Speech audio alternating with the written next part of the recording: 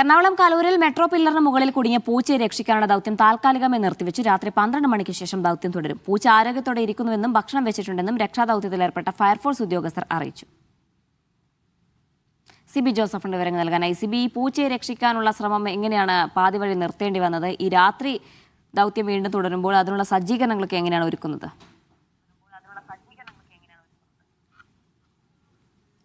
ജീന, കഴിഞ്ഞ 6 ദിവസമായി പൂച്ച ഈ കൊച്ചി മെട്രോയുടെ തൂണിന് മുകളിലാണ്. കൊച്ചി മെട്രോയിലെ കല്ലൂർ സ്റ്റേഡിയത്തിൻ്റെ മെട്രോ സ്റ്റേഷന് സമീപമാണ് ഈ പൂച്ച മെട്രോ തൂണിന് മുകളിൽ കയറിയത്. എന്തായാലും പൂച്ചയെ താഴെ ഇറക്കാനുള്ള ശ്രമം തുടരുകയായിരുന്നു. ഇന്ന് 2 തവണ ക്രെയിൻ കൊണ്ടുവന്ന് താഴെ വലയൊക്കെ വിരിച്ച് ഈ ഫയർഫോഴ്സ് ഉദ്യോഗസ്ഥർ മുകളിൽ കയറി. പൂച്ചയെ അവർക്ക് കാണാൻ കഴിഞ്ഞു, പക്ഷേ പിടിക്കാനായില്ല. അവർ പിടിക്കാൻ ചെല്ലുമ്പോഴേക്കും പൂച്ച അവിടെ നിന്നും ഓടി മാറുന്ന സാഹചര്യമായിരുന്നു. അതുകൊണ്ട് തന്നെ പിന്നീട് പൂച്ചയ്ക്ക് ഭക്ഷണവും വെള്ളവും അവിടെ വെച്ചിട്ട് അവർ ഇറങ്ങി പോരുകയാണ് ഉണ്ടായത്. എന്തായാലും പൂച്ചയുടെ ആരോഗ്യസ്ഥിതി കുഴപ്പമില്ല എന്നുള്ളതാണ് ഈ ഫയർഫോഴ്സ് ഉദ്യോഗസ്ഥർ പറഞ്ഞത്.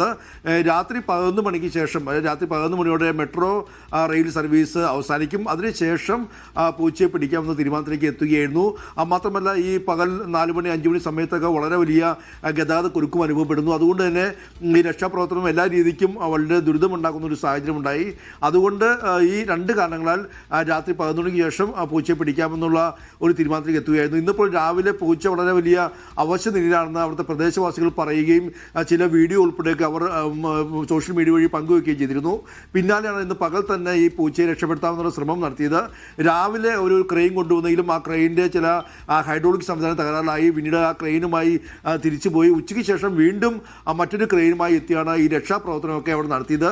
നാട്ടുകാരും പ്രദേശവാസികളും മൃഗസ്നേഹികളൊക്കെ തന്നെ ഒത്തുകൂടിയിരുന്നു.